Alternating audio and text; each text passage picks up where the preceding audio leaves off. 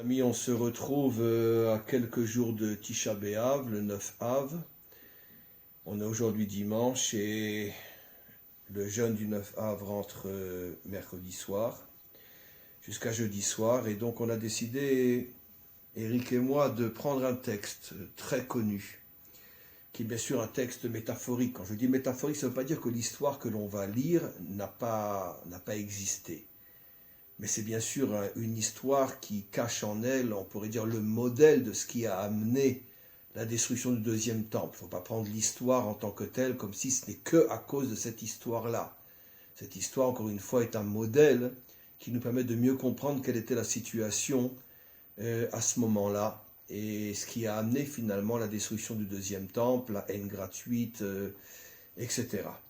Et donc c'est un texte qui se trouve pour ceux qui veulent le lire, le relire dans Masechet Gittin, à la page Nun He Amud Bet. Alors je vais commencer à lire un petit peu, puis après on s'arrête et on rentre dans le vif du sujet. Le Talmud dit « Kamsa ou Bar Kamsa Charuv Yerushalayim ». Pourquoi Jérusalem a été détruite? À cause d'une histoire qui s'est passée et avec deux hommes qui portaient pratiquement le même nom, là aussi bien sûr j'imagine que on va l'expliquer. Un s'appelait Kamsa et l'autre s'appelait Bar Kamsa, mot à mot le fils de Kamsa. C'était pas du tout de la même famille et peut-être que oui, après tout j'en sais rien. D'après les commentaires que nous avons lus, c'était pas forcément des gens de la même famille, mais en tout cas étrangement parlant, ils avaient le même nom, Kamsa ou Bar Kamsa. C'est comme si je disais en français, un s'appelle Durand et l'autre il s'appelle fils de Durand. Ils ont quand même le mot Durand en commun. Et pourtant c'était des gens très très différents l'un de l'autre. Et c'est à cause d'eux que Jérusalem a été détruite. On va bien sûr lire encore une fois la métaphore et essayer bien sûr, c'est notre rôle à Eric et moi de dévoiler ce qui se cache derrière cet exemple-là. Alors on va lire l'histoire. À Ougavra, il y a eu un homme, par contre cet homme-là on ne nous dit pas son nom, Derachme Kamsa. Son grand ami s'appelait Kamsa. Donc un homme dont on ne connaît pas le nom, qui avait un grand ami qui s'appelait Kamsa, ou Bal Devavé, et qui avait un grand ennemi qui s'appelait Bar Kamsa. Ça veut dire Kamsa et Bar Kamsa. Kamsa était le grand ami de cet homme-là, et Bar Kamsa était le grand ennemi de cet homme-là. Et cet homme-là, dont on ne connaît pas le nom, on peut bien sûr se poser la question pourquoi on ne nous donne pas son nom, puisqu'on donne le nom des deux autres. Avad Seudata, il a fait un jour un grand banquet, c'était un homme riche qui a fait un grand banquet à Jérusalem. Amar Leshmaya, il a dit à l'un de ses serviteurs, Zil Aituli Kamsa, va me chercher mon grand ami qui est Kamsa. Azal, mais lui, le serviteur, qui apparemment était un serviteur nouveau, et il s'est trompé, on lui a dit va chercher Kamsa, mais lui il est parti chercher Bar Kamsa, le grand ennemi. Aïtele Bar Kamsa, il est parti chercher Bar Kamsa. Bon, on peut déjà se poser la question, comment se fait-il que Bar Kamsa a accepté de venir à ce banquet, sachant que celui qui était derrière le banquet était son grand ennemi? Il aurait dû se poser la question, peut-être que le serviteur s'est trompé. Mais en tout cas, bon, il y a été. Ça c'est un problème à voir, comment se fait qu'il y a été. Athée, il est rentré dans le banquet. Ishkache de Aveyetiv. Et le propriétaire, celui qui a envoyé chercher Kamsa, il voit tout d'un coup assis au milieu de tous ses invités, Bar Kamsa. Amarle, Mirde Aougavra, Baldevava de Aougavra ou Maïbaïtacha. Il vient et lui dit, moi, t'es mon ennemi, toi. Qu'est-ce que tu fais à ce repas-là? Kumpuk, lève-toi et dégage. Comme ça, le propriétaire lui dit, devant tout le monde, lève-toi et dégage. À Marley, il lui a dit, Bar Kamsa lui répond, oh, il veut à taille, écoute, regarde, je me suis donné la peine de venir. Moi, je ne suis pas responsable, c'est ton serviteur qui est venu me chercher. Je viens à ton banquet. Shafkan, laisse-moi, ne me fais pas honte devant tout le monde et ne m'oblige pas à partir. Et je te promets, je te paye ce que je vais manger et ce que je vais boire. Comme ça, tu n'auras pas le remords que tu m'as donné gratuitement à manger. Amarle, il lui a dit, il lui a dit non, Je m'en fiche que tu me payes, je veux pas voir ta face, dégage. À Marley, alors Bar Kamsa lui dit, alors tu sais quoi, je suis prêt à payer la moitié de tout ton repas. La moitié des gens qui sont venus, c'est moi qui paye. Mais ne me mets pas dehors. À Marley, lo, c'est pas question. J'ai pas besoin de ton argent. À Marley, Yivnalar de m'écouler. Seudatar dit, regarde, je paye tout le repas. Pas la moitié, je te paye tout. Ça coûte quoi? Ça coûte 100 000 euros. 100 000 euros, je te paye. Mais laisse-moi, je ne veux pas partir. Derech Hagav, il y a une question à laquelle je voudrais que tu me répondes aussi. C'est pourquoi il n'est pas parti? Pourquoi il est prêt à payer 100 000 euros? Pourquoi il ne part pas? Il voit que l'autre, c'est un abruti qui lui dit dégage. Mais je dégage. Moi, si on me disait un truc pareil, je vais dire je te paye tout le repas. Mais tout de suite, je m'en vais. Je comprends qu'il y a eu un incident, il y a eu un malentendu, je m'en vais. Je ne vais pas rester assis à la table de quelqu'un qui veut me mettre dehors. Vraiment, je ne comprends pas. C'est un texte très compliqué. Il cache des notions absolument incroyables.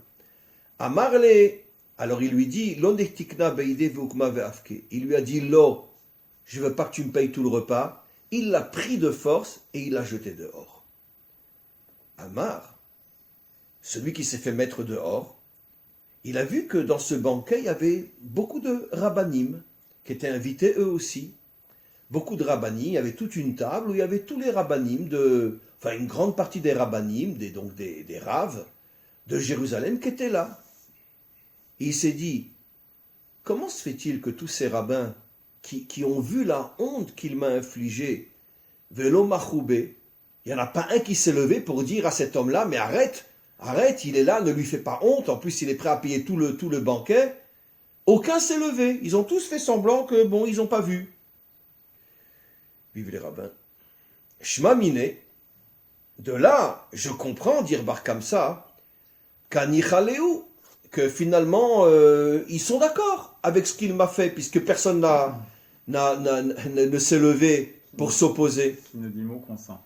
Comment? Qui ne dit mot consent. Voilà, d'accord, absolument. Shtika keoda, comme on dit en hébreu. Celui qui se tait, c'est qu'il est d'accord. Oil et chul beu kurza. Et bien, si c'est comme ça, je vais me venger. Je vais aller voir le procureur romain de Jérusalem et je vais inventer toute une histoire qui va mettre tous les Juifs en danger. Donc là, il perd la tête complètement parce que, attends, regarde ce qu'il va faire. Donc, Hazal, l'Ekissar, il est parti chez le procureur romain qui dirigeait Jérusalem et il lui a dit, Mardouba Yehudaï, sache que les Juifs sont en train de préparer un complot contre toi, ils veulent se révolter contre toi.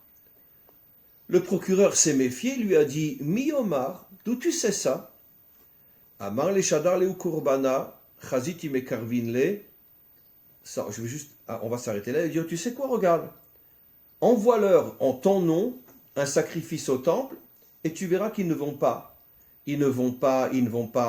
l'accepter. On va voir après, si on a encore le temps, on va voir quelle est la deuxième partie de ce texte-là, qui est magnifique aussi.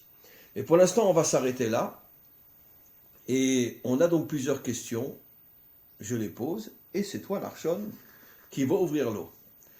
Première question, on l'a déjà demandé. Comment se fait-il qu'il a accepté d'aller à ce repas, sachant que celui qui était censé l'inviter était son pire ennemi?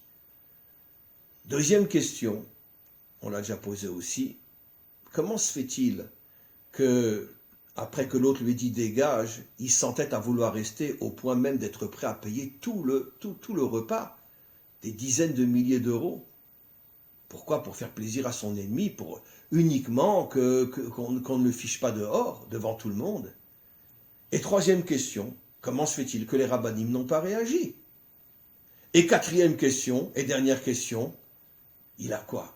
On le fout dehors, d'accord, c'est pas bien, d'accord. Mais il va chez le procureur romain mettre tout son peuple en danger en inventant une histoire comme quoi ils veulent se révolter, et c'est ce qui va amener, comme on va le voir, à ce que Rome décide finalement de détruire Israël, parce qu'ils vont croire le mensonge que Bar Kamsa va raconter. Mais comment? Alors finalement, ce Bar Kamsa, c'est une ordure, finalement. S'il est prêt à faire tuer hommes, femmes et enfants, Qu'à la rigueur, ils veulent se venger de ceux qui étaient au repas, je veux bien. À plus forte raison de celui qui l'a mis dehors. Mais de mettre tout Israël en danger, les Juifs se révoltent contre toi, des femmes et des enfants qui n'y ont rien fait, c'est apparemment une ordure.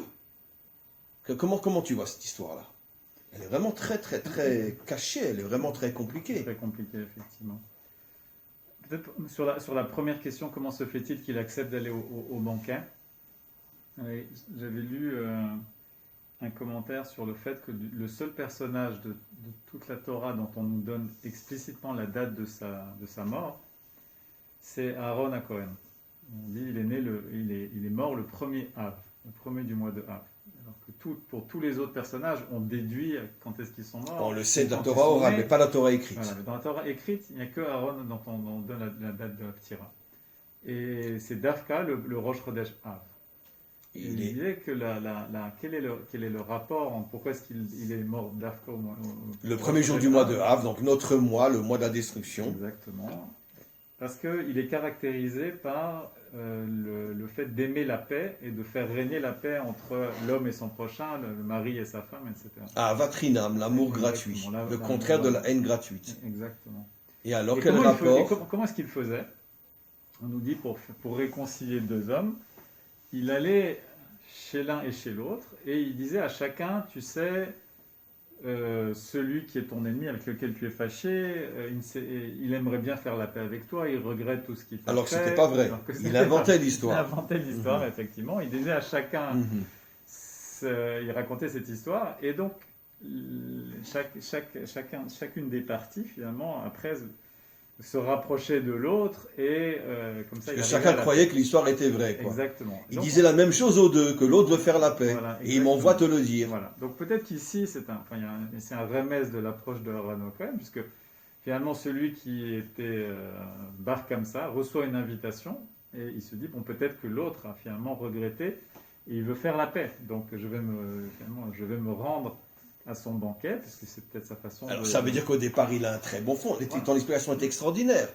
Tu dis que Bar Kamsa s'est dit, peut-être qu'il m'invite pour faire la paix.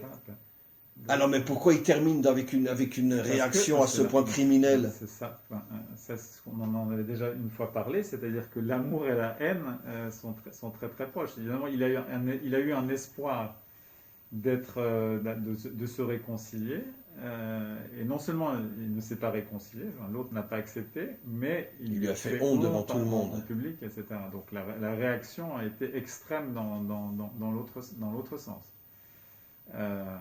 Évidemment, on peut toujours se poser la question, est-ce que même s'il était extrême, comment est-ce qu'il a pu mettre en danger comme ça il est devenu fou de haine. Effectivement, il est devenu effectivement fou de haine. On sait que malheureusement, peut-être, je veux juste rajouter, peut-être que comme il a vu que les rabbinim ne réagissaient pas, et que les rabbinim sont censés être d'une certaine manière les yeux, le modèle du peuple, il s'est dit, si les rabbinim ne réagissent pas, c'est que tout le peuple est pourri, puisque eux sont censés représenter le peuple. Donc je n'ai aucune hésitation à faire condamner tout le peuple, puisque leur tête, leur cerveau ne réagit pas, donc tout le corps est pourri. Et pourquoi les rabbinim n'ont pas réagi? Ou plutôt, d'abord, il y avait une autre question avant. Et pourquoi il était prêt à payer tout le repas? Pourquoi il ne s'en va pas? Puisqu'il a vu qu'il y a eu une erreur. Alors, il y a peut-être cette idée, il ne voulait pas finalement perdre la face en se faisant jeter du avoir banquet. Honte en public. Voilà, c'est la honte en public qui est comparée par nos sages à un meurtre, véritablement. Donc ça veut dire que le fait de lui faire honte en public était pour lui plus grave que de devoir payer tout le repas. Oui, effectivement. Parce qu'effectivement, nos maîtres disent que celui qui fait honte à quelqu'un en public, c'est pire que s'il le tuait. Comme s'il le tuait, exactement, tout à fait. Donc son ego était quand même très fort malgré tout. Certes, oui, effectivement. Après, ce qui est aussi intéressant de noter, c'est on en a parlé juste au début, c'est pourquoi est-ce que il y a cette erreur sur le nom, mais ce n'est pas une erreur qu'un s'appelle Kamsa et l'autre s'appelle Tansa. Oui, c'est le même nom pratiquement. Voilà, il y a Kamsa et le fils de Kamsa. Comme si finalement son ami était le père et son ennemi était le fils. Donc, est-ce qu'il y a un problème de génération finalement, que cet homme-là, qui représente, qu'on ne connaît pas. Mais finalement, il aime une certaine génération, mais il déteste la génération suivante, au point de ne pas vouloir se réconcilier. On sait tous les symboles du père et du fils, que Eliyahu Hanavi, il va venir réconcilier je ramènerai le cœur des pères au cœur des fils, c'est le contraire. Oui. Exactement. Donc c'est peut-être aussi il y a entre Kamsa et Bar Kamsa toute cette problématique de... Peut-être que le père et le fils se détestaient eux aussi, peut-être. Ou voilà. En tout cas, il y avait une proximité avec le père, avec la génération du père, et qui était au contraire un éloignement avec la génération du fils. Et comment tu comprends que les rabbinim n'ont pas réagi? Ça, c'est aussi quelque chose d'absolument incroyable. Alors, je crois qu'on a commencé à en parler un petit peu avec la question des fautes vis-à-vis de l'homme et des fautes vis-à-vis de Dieu. Oui. Et donc, les prophètes, lorsqu'ils parlent de la destruction du temple, évidemment, ils parlent de Avodah Zarah comme faute, etc. Mais ils insistent beaucoup sur toute la question de la justice. Entre les hommes. De la problématique le manque de respect, le manque de justice, le manque d'égalité entre les hommes. La corruption, le vol, le fait d'exploiter la veuve et l'orphelin, on va dire... tordre la justice, la dévoyer, etc. D'exploiter les pauvres, ceux qui sont sans défense. Le symbole, c'est la veuve et l'orphelin. Voilà. Ce sont des notions qui reviennent constamment dans les prophètes. Exactement. Je devine la question que tu veux demander.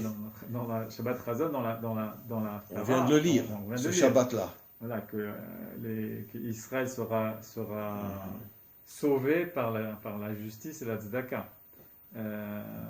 Dafka par le plus encore que par l'accomplissement, on pourrait dire, de l'aspect spirituel de la Torah, mais plus par la reconstruction de la relation entre l'homme et l'homme.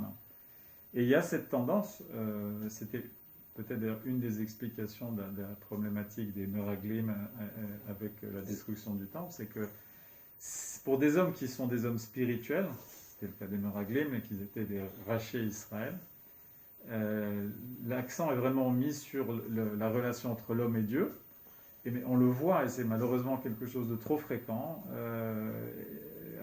c'est souvent au détriment de l'importance donnée à la relation entre les hommes. C'est-à-dire que finalement, les mitzvot cultuels, la kashrut, le Shabbat, etc., là, il y a on va dire on est extrêmement pointilleux sur quel Ashgacha prendre, quel Hersher prendre pour la viande, etc. Quel cache-route, etc. Ouais. Mais par contre, le fait de se comporter plus ou moins bien ou mal, ou de laisser les choses, des injustices se faire, bon, bizarrement, écoute, ce que tu dis est extraordinaire et ça va toujours dans le même sens. Et d'abord, avant de rajouter quelque chose, je vais confirmer ce que tu dis. Pendant que tu étais en train de parler, j'ai réfléchi, je me suis dit, mais attends, mais si effectivement les prophètes nous disent que le plus gros problème était le problème de l'injustice, du manque d'égalité, de l'oppression des pauvres, etc., des malheureux, des sans défense. C'est sur cette Nekuda qu'ils reviennent. Mais où étaient tous les rabbinim? Pourquoi on a besoin d'un prophète pour ça? Je confirme ce que tu dis. Pourquoi on a besoin d'un prophète? Pourquoi Hachem a besoin d'envoyer un prophète? Mais je ne comprends pas, mais les rabbinim dans toutes les villes ne voient pas ce qui se passe. Pourquoi ne réagissent-ils pas? Pourquoi? Je peux comprendre qu'on a besoin d'un prophète quand c'est quelque chose qui est extrêmement subtil, quelque chose qui est extrêmement que seul quelqu'un qui vraiment a une connexion divine au-delà de la normale avec Dieu peut capter, peut comprendre. Mais là, s'il s'agit d'oppresser la veuve et l'orphelin, qu'est-ce que j'ai besoin d'un prophète? Pourquoi les rabbinim ne le voient pas? Pourquoi ne tapent-ils pas sur la table? Pourquoi ne rentrent-ils pas dans le pouvoir? Eh bien, je vais te donner un exemple. Voilà. Tu sais très bien qu'il y a eu récemment une exagération de la part des policiers à l'égard du public religieux. Haridim. On a des tas de vidéos qui ont circulé que quand un policier y voit à Tel Aviv tout un groupe sans masque, il leur dit « Messieurs, s'il vous plaît, mettez votre masque. » Mais s'il y a un orthodoxe qui sort de sa voiture et qui n'a pas encore eu le temps de mettre son masque, tout de suite ça s'enchaîne d'avance. Sans compter toutes les vidéos qu'on a vues qui leur tapent dessus, etc. Il y a une vidéo où le Haridi il dit au policier « Tu as vu ces vidéos? T'en as entendu parler? T'as pas vu? T'as entendu parler de toutes ces histoires-là ?» Et le Haridi, il dit, attendez, mais je sors de la voiture, laissez-moi le mettre. Il dit, non, tu devais le mettre avant de sortir de la voiture. Et ça, tu n'as pas vu ce film où ils arrêtent une petite fille de 10 ans qui n'a pas de masque? C'était même dans les journaux. Bon, après, ils ont cédé, ils sont partis. Mais ils voulaient donner aux parents, par l'intérieur de la fille, une petite fille de 10 ans qui se promène sans masque, ils voulaient donner une amende. Alors, est-ce que tu as vu les partis religieux à la Knesset qui ont réagi? Pas un. Pas un. Ni Shas, ni Degel Torah, ni rien. Aucun parti religieux n'a réagi. Alors que c'était vraiment une injustice absolument inimaginable. Inimaginable. C'est exactement ce que nous dit la Gemara. Je reprends ce que tu dis, je ne dis rien, je ne reprends que ce que tu dis. Finalement, le grand problème du monde religieux, c'est qu'il est trop en haut, il est déconnecté du bas. Il s'imagine que c'est très important que la cache-route soit 100%. Mais qu'on fasse du mal à une petite fille de 10 ans qui n'a pas de masque, qu'on s'attaque à une veuve, à un orphelin, ça c'est pas notre problème. Nous on est là pour représenter la spiritualité. Malheureusement on a d'autres exemples où on a des ministres de partis religieux qui ont été condamnés pour corruption et malheureusement qui sont aujourd'hui à la tête de partis religieux. Ouais. Donc, malheureusement, enfin, on ne va pas les quatre règles, nous, mais il y a cette notion, il y a cette tendance d'accorder plus d'importance aux mitzvot vis-à-vis d'Hachem qu'aux mitzvot ben adam lachavero. Il y a cet exemple, je ne sais plus si c'était avec le Chafetz Chaim, où c'était un shochet qui était venu lui dire... Oui, extraordinaire. Vas-y, rappelle ici, toi, non. Non, elle est magnifique. Non, rappelle-la. Il était venu, c'est un shochet qui était venu lui dire... Quelqu'un qui fait donc le sacrifice rituel. Celui qui abat, qui fait l'abattage des il vient voir le Chafetz Chaim. Et il lui dit, voilà, sur ma conscience, c'est trop difficile. J'ai peur que je fasse manger de la viande non cachère aux Juifs et je veux arrêter ce métier. Voilà, exactement. Et il lui dit, alors qu'est-ce que tu veux faire? Je veux ouvrir un commerce. C'est plus simple, etc. Le Chafetz Chaim lui dit, plus simple? Il l'amène à la bibliothèque et il lui montre, regarde, sur les livres, les lois sur la cacheroute, il y a un livre. D'accord? Et il lui sort 3 gros Shulchan Aruch, Baba Missia, etc. Et il y a 3 énormes livres de 400 pages chacun sur les lois concernant le commerce. Et tu veux abandonner ça pour faire ça? Tu crois que c'est plus simple? Et c'est exactement ce que tu dis. C'est magnifique. Parce que je ne l'avais pas compris comme ça, cette histoire-là. Maintenant, grâce à toi, je la comprends de manière différemment. Ça veut dire qu'il était plus inquiet par la faute spirituelle que par la faute entre l'homme et son prochain. Ça veut dire que ça donne finalement une vision complètement nouvelle à ce que disent les prophètes. C'est-à-dire que Hachem se sert des prophètes pour faire comprendre à Israël que l'essentiel, c'est la construction d'une société juste, équitable, le respect entre l'homme et son prochain. Alors que les rabbanim, déjà à l'époque, eux ne voyaient que les choses spirituelles. Et comme on le voit jusqu'à aujourd'hui, personne ne réagit de toutes les injustices à l'égard du public religieux par rapport à ce qui se passe à Tel Aviv ou dans des villes où gentiment le policier vient et dit « S'il vous plaît, mettez votre masque, monsieur. Hein. » Mais si c'est un barbu qui ne met pas son masque, tout de suite une amende de 500 shekels. Et personne ne réagit à la Knesset. Et alors, encore une fois, comment qu'il en arrive malgré tout à une telle décision d'aller mentir, d'aller dire que Israël se révolte pour que les Romains détruisent Israël? C'est-à-dire qu'il prend sur lui la responsabilité de détruire son peuple. Bon, ça, on a vu que malheureusement, c'est explicite, je ne sais plus dans quel prophète c'est marqué que tes destructeurs sortiront de ton sein. Mar Saïr Mimer Yatsu, prophète Ésaïe, que tes destructeurs sortiront de toi. Et donc la haine de soi, il y a de très très grands antisémites qui étaient juifs. Je ne parle même pas de gens qui se sont... Jusqu'à aujourd'hui, il y en a un qui est le patron de Wall Street. Son nom commence par un S et un O. Une des plus grandes ordures qu'il y a sur la Terre. Donc il y a cette haine de soi au sein du peuple juif qui entraîne des juifs à essayer de faire du mal à leur propre peuple. Torquemada qui s'est converti au catholicisme, et c'est lui qui était derrière l'Inquisition. alors que c'était un juif au départ. C'est-à-dire, alors donc, ça veut dire qu'il a eu tellement de haine à l'égard de ce qu'on lui a fait, de voir, il faut rajouter que c'est intéressant. Si les rabbinim avaient réagi, ça ne serait pas arrivé. Mais comme il a vu que les rabbinim qui sont censés représenter la morale d'Israël, eux n'ont pas réagi, alors il s'est dit, bon, ben c'est un peuple complètement pourri, donc qu'ils aillent se faire voir. Il y a un me'ein de ça, c'est intéressant, mais c'est une réaction très différente. C'est celle de Moshe Rabbeinu lorsqu'il voit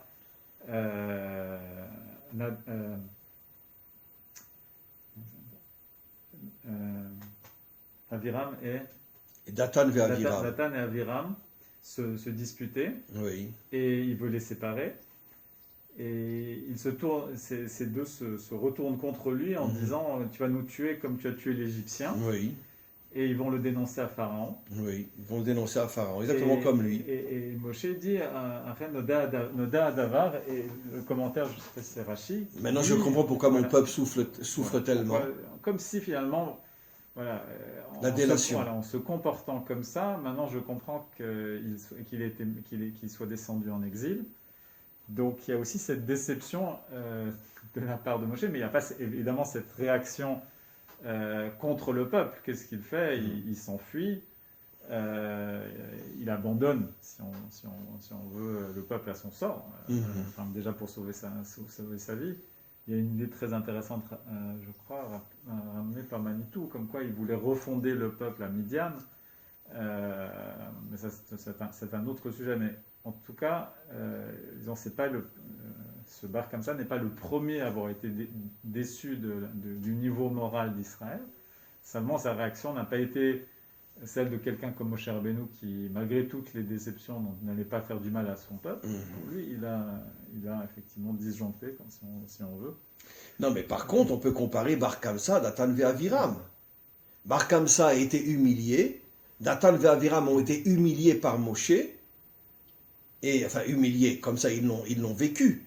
Et ils ont été le dénoncer, au point qu'il a failli être décapité. C'est pour ça qu'il s'est enfui après en Afrique.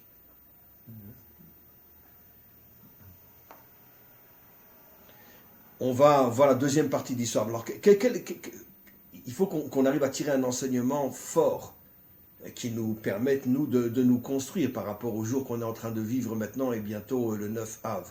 Alors, qu'est-ce qu'on déduit de là, finalement? Que finalement, comme tu l'as si bien dit, au départ, la destruction du 9 Av est liée à la faute des explorateurs. Et la faute des explorateurs, c'est quoi? C'est encore une fois, ils vivent dans un monde trop spirituel. Ils ne tiennent pas compte de la réalité terrestre. Ils s'imaginent qu'ils sont les représentants de Dieu et ils comprennent mal et ils falsifient cette représentation en pensant que Dieu s'intéresse plus aux choses célestes qu'aux choses terrestres. Alors que c'est tout le contraire qui est vrai. Il y a un midrash explicite qui dit Nitava kadosh baruch hu liot lo dira batartonim. Le désir profond de Dieu, c'est d'être dans ce monde en bas et pas d'être en haut. Mais comment se fait-il qu'après des siècles et des millénaires, on a encore ce problème-là jusqu'à aujourd'hui? C'est quelque chose qui me rend fou, Eric. J'arrive pas à comprendre. Parce que moi, je suis à l'extrême opposé de ça. Comme toi, comme Baruch Hashem, tellement d'autres. Mais on voit que la majorité, on peut dire, du monde religieux vit encore dans le ciel, n'est pas encore descendu sur terre. Il va y avoir une manifestation si on profane Shabbat, mais il n'y aura pas de manifestation si on n'aide pas les pauvres. Et ça, on le voit tous les jours. On le voit tous les jours. Si tout d'un coup, l'État décide, si la Knesset décide d'ouvrir tous les magasins le Shabbat, tu peux être sûr que tous les orthodoxes vont sortir dans la rue. Mais si on sait, et on le sait, qu'il n'y a pas suffisamment d'aide et de soutien aux familles pauvres, tu vois pas que les religieux sortent dans la rue pour manifester. Ça veut dire encore une fois la dimension spirituelle. Ça veut dire que la véritable cause, comme on le voit dans ce texte absolument fou, la véritable cause de la destruction du temple, c'est cette incapacité qu'a le monde religieux de descendre sur terre. Et c'est vrai jusqu'à aujourd'hui, dans sa grande majorité. Et descendre sur terre, c'est vraiment prendre conscience que le devoir vis-à-vis de son prochain n'est pas moins important que le devoir vis-à-vis de Dieu, et au contraire, on l'a déjà dit, pour Hachem, c'est plus important de bien se comporter vis-à-vis de l'autre que même vis-à-vis de lui. On a vu, finalement, le Chet HaEgel a été pardonné, le peuple a continué. Mais pas la faute des explorateurs. La faute des explorateurs. Et pour confirmer ce que tu dis, qui c'est qui nous a dit quel est le grand klal qui contient toute la Torah, Ze klal gadol baTorah, Rabbi Akiva, qui a dit c'est quoi le klal qui contient toute la Torah, le réceptacle de la Torah, tu aimeras ton prochain comme toi-même. Ça veut dire que la relation avec l'autre est le réceptacle de toute la Torah. Il n'a pas dit tu observeras Shabbat, il n'a pas dit tu mangeras ultra kasher. Tu aimeras Dieu. Ou tu aimeras Dieu. Tu aimeras ton prochain comme toi-même, oui, effectivement. Et d'ailleurs, Hillel, qui a vécu avant Rabbi Akiva, avait dit la même chose sous une autre forme. Quand un jour, un non-juif était venu devant Hillel lui dire « Voilà, je veux me convertir, résume-moi toute la Torah en une phrase. » Il lui a dit « Ce que tu ne veux pas qu'on te fasse, ne le fais pas à ton prochain. Ce que tu ne veux pas qu'on te fasse, ne le fais pas à l'autre. » Il lui a dit « Ça, c'est toute la Torah, tout le reste, c'est des explications de ce que je te dis. » Et Hillel et Rabbi Akiva, qui sont les deux plus grands maîtres de tous les temps, avaient compris que la Torah, elle est en bas, pas en haut.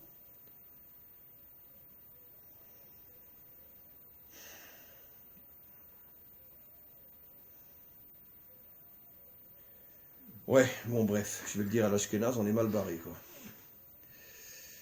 Mais l'espoir fait vivre. On va continuer. Donc, on a vu qu'il est venu chez le procureur et il lui a dit, les Juifs se révoltent contre toi, et il lui a dit, tu veux quoi? Fais un essai. Envoie en ton nom un sacrifice au temple et tu verras qu'ils refuseront de le sacrifier, comme pour bien te montrer qu'ils n'en ont rien à faire de toi et qu'ils sont en train de préparer une révolte. Alors, qu'est-ce qui va se passer? En vérité, bon, je ne vais pas le lire pour aller plus vite, mais je le connais par cœur, donc qu'est-ce qui va se passer? Le procureur accepte, il envoie une belle bête, avec plein de soldats, en direction de Jérusalem. Et lui, Bar Kamsa, était là à côté, et sans que personne ne le voie, d'accord? Qu'est-ce qu'il fait? Il a un petit clou dans la main, et sans que personne ne le voie, il pique l'œil de la bête, et on sait que ça fait partie ce qu'on appelle un moum, qu'on dit en moum en français. Un défaut. Un défaut, il faut que la bête soit parfaite pour être sacrifiée, et si elle a ne serait-ce qu'un point noir dans l'œil, elle ne peut pas être sacrifiée. Pourquoi il a fait ça? Pour pas que les soldats s'aperçoivent et voient, etc. Et sur ce point-là, il me semble Oui. qu'il y a une marloquette, parce que c'est quelque chose de très particulier, ce défaut. Ce n'est pas un défaut évident qui rend la bête pas saoule, il y a une marloquette, et finalement c'est effectivement tranché que c'est un défaut. Mais la question c'est, est-ce que aussi pour les goïms c'est un défaut? Parce que... Ce n'est pas pour eux, justement. On va voir, c'est fabuleux, on va voir encore une fois.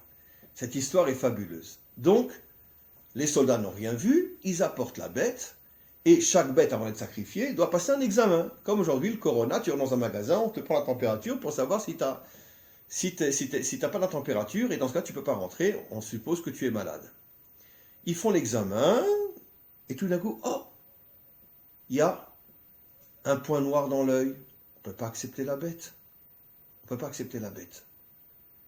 Alors, il y en a un qui vient, exactement, et il dit, attends. Chez nous uniquement, chez les goyim, s'il manque un membre, alors pour eux, c'est un défaut qui fait que la bête ne peut pas être sacrifiée. Nous, Hachem a été un peu plus sévère avec nous, même un simple point noir dans l'œil empêche un juif de pouvoir apporter une bête. Mais pour un non-juif, non. Le principal, c'est qu'au niveau de ses membres, les membres soient entiers. Et les membres sont entiers. Donc on a le droit d'apporter cette bête en sacrifice. Surtout qu'elle vient du procureur, on peut lui faire un coup pareil. Et tout d'un coup arrive un grand sadique, comment s'appelle-t-il? Il s'appelle Zacharia, Rabbi Zacharia. Et il dit non, attendez. C'est sûr, vous avez raison, la loi, effectivement, fait une différence entre un point noir dans l'œil d'une bête apportée par un juif ou une bête apportée par un non-juif. Mais d'un autre côté, si on sacrifie cette bête, beaucoup ne vont pas comprendre, parce qu'ils ne vont pas savoir cette halakha qu'il y a une différence entre la bête d'un juif et la bête d'un non-juif, et ils vont dire, ah ben dans ce cas-là, on a le droit d'apporter une bête qui a un moum, puisque cette bête-là, elle avait un défaut, et on l'a sacrifiée. Donc ça veut dire que finalement, c'est pas si grave que ça, un défaut. Il a dit ici, Yomru matil moum bekodashim.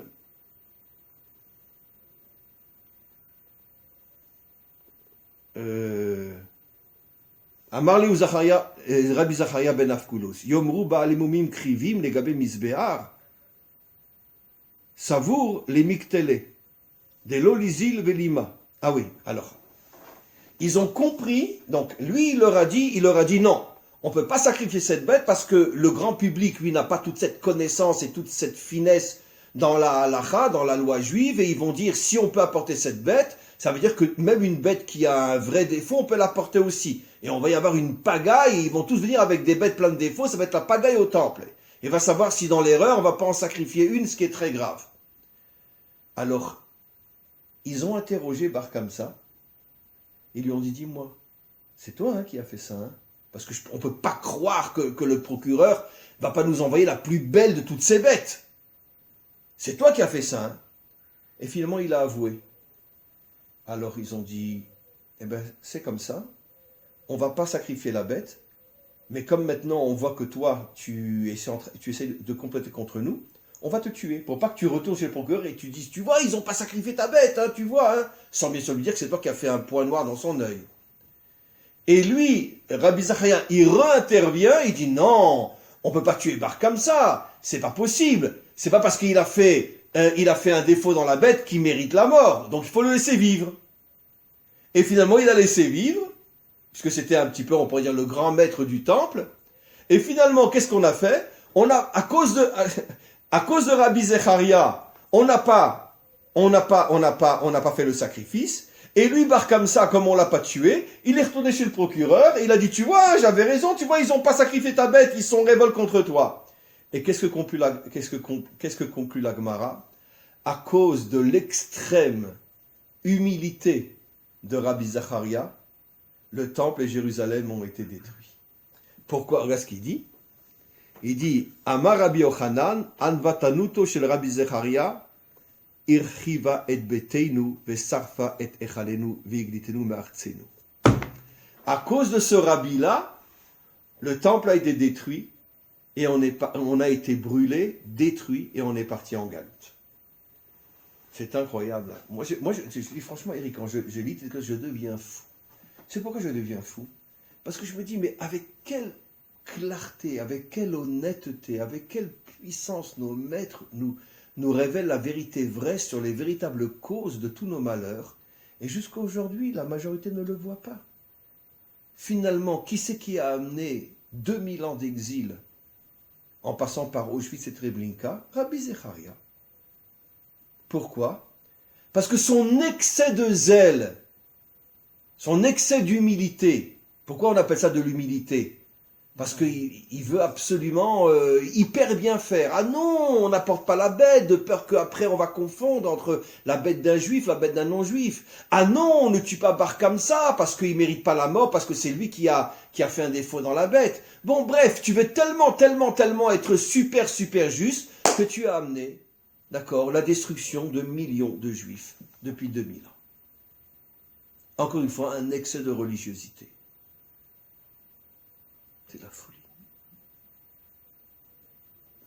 Effectivement, et ce qui est aussi intéressant, c'est que il y a cette dimension, je crois qu'elle est ramenée ici.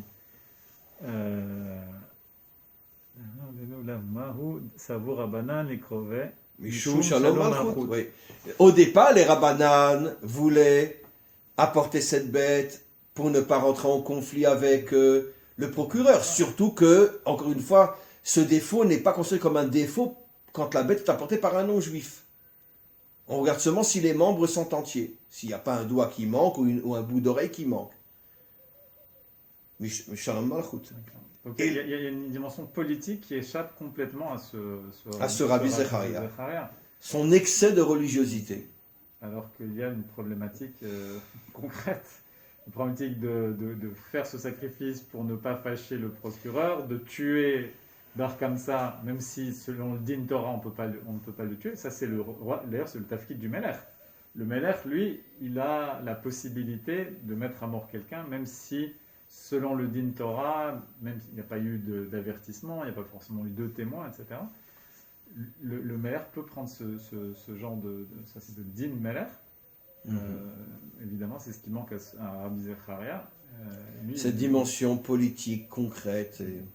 Tu sais qu'il y avait eu la même histoire, et là je vais parler de quelqu'un pour lequel j'ai un respect infini, je ne citerai pas son nom, et même lui après il a changé d'avis, mais juste parce que ça correspond tellement à cette histoire-là. Quand il a commencé à y avoir le corona, et que effectivement les endroits où il y avait le plus de gens atteints, c'était justement dans les quartiers religieux, parce que bon, ils sont tout le temps ensemble, ils prient ensemble, ils étudient ensemble, et puis bon, c'est des grandes familles dans des petits appartements, etc. Donc ça se transmet très très très vite. À ce moment-là, l'État a sorti une loi comme quoi il fallait fermer les yeshivot, fermer tous les centres d'études, parce qu'il y a 300-400 personnes qui se parlent, qui sont ensemble toute la journée, etc. Donc il faut fermer les centres d'études. À ce moment-là, il y a eu un très très grand sadique, qui est Mamash, un sadique Hatsoum, tu sais à qui je fais allusion, qui a fait une erreur. J'ai aucun problème à ce qu'il ait fait une erreur, c'est un être humain comme tout le monde. Il a dit c'est hors de question qu'on ferme les yeshivot. D'accord? Il s'est opposé à ça. Et donc, tout le monde l'a écouté, c'est le Gadol Hador. Et donc, malgré l'interdiction de l'État, ils ont continué. Et puis après, en quelques jours, c'est monté encore plus en flèche. Il a changé d'avis et il a sorti un psak où il a dit que tout celui qui étudie dans une yeshiva, maintenant, il a un digne de Rodef. Rodef, ça veut dire que c'est un criminel. Bon, je ne rentre pas dans les détails, c'est un criminel. Pourquoi? Parce qu'il met en danger tout le peuple juif. Ça veut dire qu'en une semaine et quelques, il a complètement changé d'avis. Au début, il a dit, mais non, on ne peut pas arrêter l'étude de la Torah. Et puis quand il s'est rendu compte que finalement, ça ne faisait qu'augmenter, à cause de cette vie et des centaines de gens qui sont toute la journée ensemble, dans les synagogues, dans les centres d'études, etc., dans les quartiers ultra-orthodoxes, il a sorti une halakha qui est à l'extrême opposé, que tout celui qui va étudier dans une yeshiva a un digne de rodef, ça veut dire un digne de criminel. Et qu'est-ce qu'on voit de là? Bon, grâce à Dieu, il a compris qu'il avait fait une erreur. Mais au départ, quelle était sa réaction? C'est exactement la réaction qu'on voit de Rabbi Zacharia. Mais non, on ne peut pas aller, il faut la Torah au-dessus de tout. La Torah au-dessus de tout, ça amène 2000 ans d'exil. Bon, le cas de ce Gadol, c'est que lui, il a fallu que quelques jours pour comprendre qu'il s'était trompé. Mais on voit malgré tout qu'il y a toujours cette tendance chez l'homme de Torah à favoriser le spirituel au-dessus de la réalité. C'est même chez quelqu'un qui est un grand authentique, pour lequel j'ai un respect sans fin. Et vraiment un vrai Gadol. Et même lui, bon, il lui a fallu qu'une semaine pour se rendre compte qu'il s'était trompé, mais il a avoué qu'il s'était trompé. Alors, c'est quoi le tikkun? Finalement, c'est quoi la conclusion de tout ce texte qu'on a vu? C'est quoi le message? Que finalement, l'excès de religiosité est à l'origine, excusez-moi l'expression, de tous les malheurs du peuple juif. Et je rajouterais de tous les malheurs du monde. Parce que c'est vrai chez les catholiques, c'est vrai chez tout le monde, chez l'islam n'en parlant pas. C'est l'excès de religion, le fanatisme religieux est la cause première de tous les malheurs du monde. Et nos maîtres ont le courage de le dire en ce qui concerne le peuple juif. Les rabbins qui ne sont pas intervenus lorsque l'autre s'est fait jeter dehors du banquet, et ce fameux Rabbi Zecharia qui s'est imposé sur tous les autres et qui a dit « Écoutez mon avis, je suis plus grand que vous », ils l'ont accepté, et finalement ça a amené la destruction d'Israël et 2000 ans d'exil. Un excès de religion. Alors, comment qu'on va s'en sortir de ça? Puisqu'on voit que ça continue jusqu'à aujourd'hui. Comment qu'on va s'en sortir? Après, on attend le Mashiach. Mais non, on n'attend pas le Mashiach. Il ne vient pas parce que nous n'avons pas changé. Nous n'avons pas changé. Ce qui s'est passé à 2000 ans, nous continuons à le vivre, à le perpétuer aujourd'hui. Puisque même ce tzaddik énorme a fait une erreur. Encore une fois, en quelques jours, il s'est rétracté, mais il a au départ quand même fait une erreur. Et il a avoué qu'il a fait une erreur. Alors, comment qu'on peut changer le monde? Comment qu'on va s'en sortir? à part par justement renforcer l'étude des mitzvot ben Adam Achavero. Je pense que c'est de renforcer la partie qui parle de l'homme et de son prochain. Exactement. C'est aussi, alors c'est un des problèmes de la galoute. La galoute où finalement nous n'étions pas souvent, on va dire, responsables de ce qu'était Ben Achavero. C'était pendant très longtemps, il y avait beaucoup d'endroits où malheureusement le din, la justice était rendue par les goïms. Oui. Et surtout dans les... Quand on était en galoute. Voilà, en galoute. Oui. Donc beaucoup de ces dynimes ont été, on va dire, relégués au second plan. Quand on étudie le Shulchan Aruch, en général on fait Orach Chaim, et c'est toutes les lois de Shabbat, de la cacheroute, les fêtes, etc., la prière, la tefila. Mais est-ce qu'on étudie aussi les dînes du commerce, les dînes de tout ce qui fait une société? Beaucoup moins, finalement. Si on voit dans la plupart des tchouvot, des responsables, chez la tout tchouvot. C'est spirituel. C'est beaucoup de questions. Il n'y a pratiquement personne qui a consacré un livre ou une œuvre entière à la relation entre l'homme et son prochain. Il y a le Chafetz Chaim, avec la chod du Lachon. D'accord, mais ça englobe malgré tout énormément de choses. Mais même ça, c'est une... On le voit comme une sorte de... Je sais pas, il est clair que les gens accordent une gravité beaucoup plus importante, comme on dit, à ce qui rentre dans la bouche que ce qui sort de la bouche. Si on va dire ça. Donc, c'est-à-dire ce qu'on mange par rapport à ce qu'on parle. Par ce qu'on dit, exactement. Alors que nos maîtres disent tout le contraire. Non, mais au contraire, ils disent que le lachon hara, la médisance, c'est plus grave que le meurtre, l'idolâtrie, la débauche réunis. Donc, à plus forte raison que c'est beaucoup plus grave que manger du porc. Donc, voilà. Alors, il y a évidemment l'extrême dans lequel on ne veut pas tomber, qui est de dire que voilà, ce qui est important, c'est uniquement ce qu'on dit et pas ce qu'on mange. Mais il y a quand même on n'accorde pas l'importance qu'il faudrait à au comportement de l'homme vis-à-vis de son prochain. S'il y avait même la moitié de la gravité de ce que les gens accordent à la cacheroute, à Shabbat, etc., je pense qu'on serait dans une autre situation. Donc il y a une vraie sensibilisation. Vous savez, il y a un remaniement de la Torah qu'il faudrait faire où on apprend aux étudiants la Torah de l'autre, la relation avec l'autre. Mais on voit, dans la période du Homer, pourquoi est-ce que c'est une période? Rabbi Akiva, le plus grand maître de la Torah chez Baal Pé, ses 24 000 élèves. élèves. Et pourquoi? C'est pas parce qu'ils n'ont pas mangé kasher, ils n'ont pas fait Oh Shabbat. là là là là. Comment on n'a pas pensé à ça? Bravo. Ils ne se sont pas comportés... Parce qu'ils ne se respectaient pas. Les uns les autres. Je répète ce que tu dis, que pendant la période du Homer, Rabbi Akiva perd 24 000 élèves en 33 jours, une épidémie qui en 33 jours ravage tous ses élèves sauf 5. Pourquoi disent nos maîtres? Parce qu'ils ne se respectaient pas les uns les autres, les élèves de Rabbi Akiva. Ça veut dire qu'ils étaient ultra orthodoxes, mais ils ne se respectaient pas les uns les autres. Donc ça veut dire qu'on s'en sortira jamais si les élèves de Rabbi Akiva ne se respectaient pas. Mais alors nous, qui on est, nous? Comment qu'on va s'en sortir? Comment qu'on va s'en sortir? Bon, il faut terminer sur un point positif. Qu'est-ce qu'on fait alors? Tout ira bien. Non, je pense qu'il y a... Tout ira bien. Bon, il faut voir que peut-être heureusement au niveau des dirigeants, c'est pas tellement visible, mais au niveau du peuple, je pense qu'il y a, surtout en Israël, énormément de chesed qui est fait. C'est vrai, d'organismes de charité. D'entraide entre voisins, je pense que c'est à mon avis, c'est probablement le pays qui a le plus d'organismes de charité. Rien qu'à Jérusalem, il y en a plus que dans toute l'Europe.